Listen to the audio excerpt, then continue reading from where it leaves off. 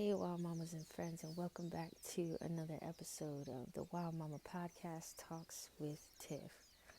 I want to talk about guilt today and that feeling of guilt that we all have as mamas, myself included.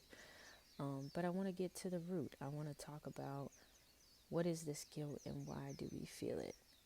So a big part of guilt for me is actually let me start with the definition of guilt. Um, so based on Google and the dictionary, guilt is I see two definitions. One is the fact of having committed or specified or implied offense or crime, a feeling of having done wrong or failed in an obligation. So I feel like we'd be feeling the second one a lot more. A feeling, and this is a key thing, that guilt is a feeling, but a feeling is not always a fact.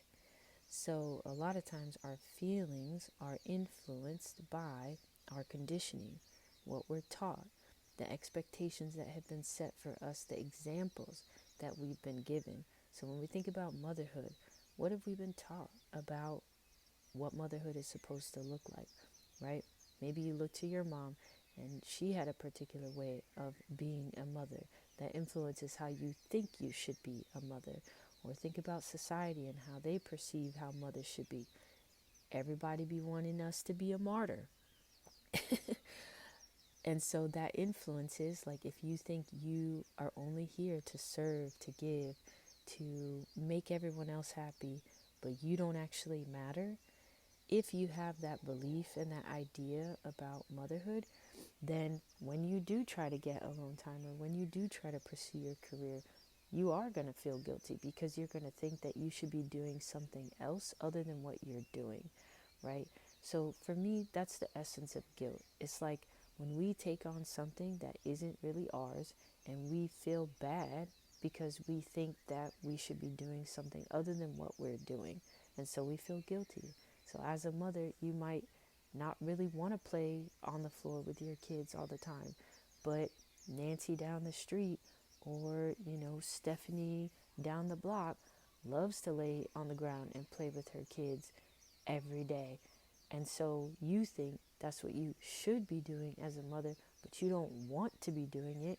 So you feel guilty for not doing it. And when you do try to do it, you feel miserable in yourself. Not that you never want to play with your kids on the floor, but it's not something that you care to do all the time, right? So for me, one of my core values is working with myself versus against myself. So many a times in life, as people, as women, as mothers, we tend to align ourselves to what other people want, what other people expect of us, what society wants us to do, so that we can feel like we are accepted, so we can feel like we belong, so that we can feel like we deserve love and recognition and all other things. However, this is one of the core shifts that you got to start making if you really want to live a wild mama life. You got to stop aligning to the expectations, needs, desires of everybody else and really start to tune into who you are and what you want. And the goal is that eventually, it's not going to happen overnight, but eventually what you desire and your priorities and your values and your vision will take precedent over the needs, the expectations, the desires of everyone else or of our overall society. That's the shift that we're looking to make, because when we can make that shift, then we're allowed to show up in a way that feels aligned to us, feels aligned in a way that if I don't want to play on the floor with my kid, I don't need to feel guilty, because I can think and know, well, what do I like to do with my child that both pleases them and me? And how can I do more of that with them? And it doesn't mean that you never lay down on the floor to play with your kid, because that is something that makes them happy. So you can feel like, okay, in this mutual exchange of a relationship with my child, sometimes they're going to want to play on the floor. And I don't necessarily want to do that, but I'm going to show up for them and I'm going to do that today. But guess what? the majority of the time, we're going to do things that feel aligned to both of us so that this relationship feels like a mutual exchange.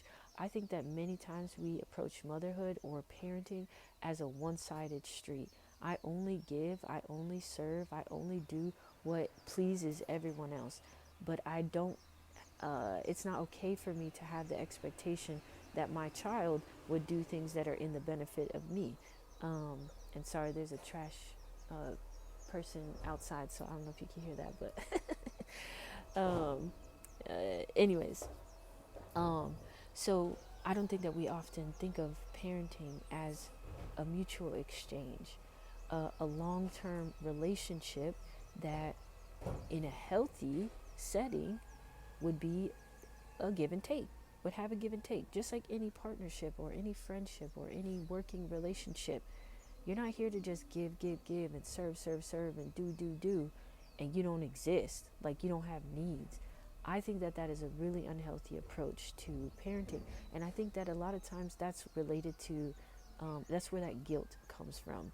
When we think that we're only here to do for others and we're obligated to do for others and do right by others and please others, but that we don't actually have needs and feelings and desires that that deserve to be respected. So I like to approach my parenting and my relationship with my kids in that lens of exchange. That's one of the universal laws uh, it's called the universal law of mutual exchange. And it's one of the universal laws I teach in my program, the Mama Master Plan program. Um, and I use that and I value that in my relationship with my children. So I approach my kids as I'm a human being just like you. You have needs, and so do I. And sometimes I'm going to be able to meet your needs, and sometimes I'm not. And sometimes I'm going to have needs that you're going to be able to meet, and sometimes I'm going to have needs that you can't meet. And that's okay. It's just a part of the relationship and part of the dynamic that we have to engage in as mother to child. Um, so for me, when I approach my relationship with my children from that lens, it frees me from these feelings of obligation because I'm not just trying to put on a like a mask or a suit or a costume of motherhood that somebody else gave me that now I got to play the part, right? That's how we tend to approach motherhood a lot of times. It's like we put on the costume of motherhood that society gives us and then we try to play the role. But we don't fucking care about that role. Like, we don't care about this costume. We don't care about this game that people want us to play. We just want to be authentically who we are as mothers. And so I want to encourage you to take a step back today, this week, this month, this season, to think about, what is motherhood for you? How do you define motherhood? What do you want from your motherhood experience, from your parenting relationship, from your relationship with your children? What is your vision for that? What would make you happy, right? And again, I think I just want to emphasize really quick, in thinking about you and thinking about you prioritizing yourself, in no way does that mean deprioritizing your children or not caring about your children. We tend to think in these like binary ways, in the black and white and the either or. And I want you to know that they can all coexist. You can have a healthy, loving, fulfilling relationship with your children where you're a very present mother, and you can be having like a very whole and fulfilled life within yourself, with your own identity, with your own purpose, with your own values, right? It's not either or. You can hold both, and I like to think of it less as a hierarchy and more as a pie. There's a piece of the pie for everybody.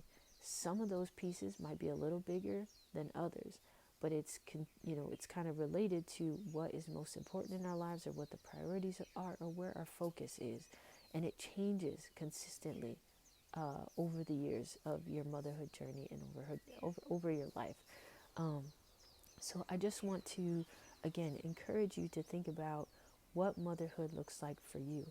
How would you define motherhood if you took a step back and took off the mask, took off the costume, took off the values of your own mother, took off the default expectations of society around what motherhood should look like, and you started to think about yourself and think about, how do I define motherhood? The more that we can define it for ourselves, the more that we can get more clear about the picture of motherhood that we have in our head, the easier it will be to start to separate ourselves from all of these other expectations and obligations and pressure, which is also going to free us from the guilt. Okay? And another tip I want to give is, next time you feel guilty about, not being with your kids or pursuing career or whatever it is that you're doing, the next time you feel that guilt, remember that it's a feeling and not a fact. And so I want you to step back when you have that feeling, and I want you to question it. I want you to ask it, hey, guilt, what's up? Why are you here? Oh, do you want to have a conversation? Okay, let's have a seat, right? But remember that the feeling is not necessarily the truth. It's not necessarily the thing that you need to believe. So you need to have a conversation with guilt before you take it on, okay? Just because you feel it doesn't mean it's yours, doesn't mean it belongs to you, and it doesn't mean that it's something that you have to carry around, okay? So I just want to give you the permission, empower you to question guilt when it comes. But don't question it in a way that you just suppress it, like, oh no, I have this guilty feeling, it doesn't feel good, so I'm going to try to brush it away or suppress it or, cast it out as bad. Guilt is a feeling just like any other feeling, and sometimes we just need to feel it, we need to process it, we need to let it go through its cycle, and then we need to release it. Because if you don't do that, you're going to harbor it, you're going to store it, and it's going to block your way to joy. It's going to block your way to the other feelings of love and freedom that you're likely looking to feel, right? So we don't want to block guilt and suppress its voice, because in doing so, we often suppress other things that we want to feel, like joy and pleasure, and excitement and all of those things. So I want you to give guilt its due diligence and its space, right? I want you to question and have a conversation with guilt. But again, you don't have to take it on. You can hear it out. You can see why it's showing up. And it's an opportunity to release whatever is underlying that feeling of guilt. Whether it's a belief that you took from your mother, whether it's a societal expectation that you don't actually value, that you don't align with. And so it's an opportunity to recognize, oh, that's still there. Let me go ahead and release that. I'm going to get that back. That ain't mine, that's y'all's. You know? So it's a process, and it's one where you have power. Okay? All of these things are coming at you. But as you come into this Wild Mama journey and start to sort things and question things and come into your own sense of self, this will become easier over time. This navigating of all of these feelings and complex emotions and whatnot, which is one of the core things that mamas face all the time. So I understand that. I've been a mama for 15 years now. I got 3 kids, 15, 13, and 5. So I get it. I understand. Okay. So yeah, so question guilt. Don't necessarily just automatically take it on. If you feel it, remember it's not a fact, and then have a conversation with it, okay? And again, your homework is, or I like to call it deep work actually. Your deep work from this podcast and from this episode is to take a step back and start to think about, what is motherhood for you? How would you define motherhood for yourself? Because again, we want to start developing your own values and your own sense of self and who you are and what is important to you as a mother, so that we can eventually get to the point where that is prioritized more than the values and expectations of society or your family or anybody else that isn't you. Okay? So I hope this episode was helpful for you. I hope that you have a little bit more understanding of guilt, and that you feel empowered to separate yourself from it and not take it on, but to still have an engaging dialogue for deeper understanding and self-awareness with guilt. So again, I'm Tiff. I'm so excited to be doing this podcast. I hope that it's valuable to you. If you're new here, you can follow me on Instagram at the.wild.mama.project. You can also sign up for my newsletter. I send a weekly newsletter every single Tuesday. It's jam-packed with goodness. If you like this podcast and you like to read, that newsletter is an essay, a weekly Tuesday essay. And all my mamas be like, Tiff, this is the longest newsletter I get every week, and I read the whole thing. So people like my newsletters. It makes me happy. I love writing them. I love sharing them. So feel free to join if you want to dig deeper, if you want to learn more about aligning to yourself, aligning to your rhythms as a mama, coming into this wild mama life in a deeper way. And I also have a program called the Mama Master Plan Program. It's a cohort program, and it's incredible. The transformation is real. You can learn about it on my website, mamamasterplan.com, www.mamamasterplan.com. I'll be updating the website, but the basic information is there. But you could always reach out to me. Happy to connect with you, and just want to say thanks for being here. Hope you have a lovely week, a lovely day, and I'll talk to you very soon. Bye.